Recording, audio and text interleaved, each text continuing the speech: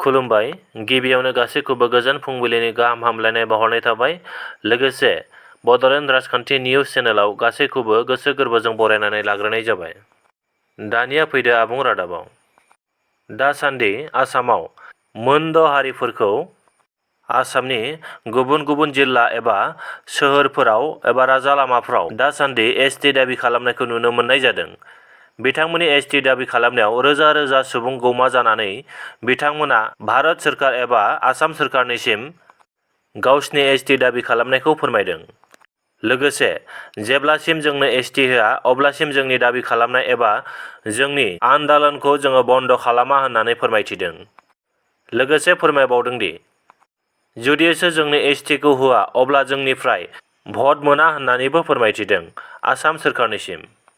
फारियै दायो नोंथांमोननि सिगाङाव भिडिअ क्लिपनि गेजेरजों दिन्थिलांनो आखायाव लानाय जाबाय।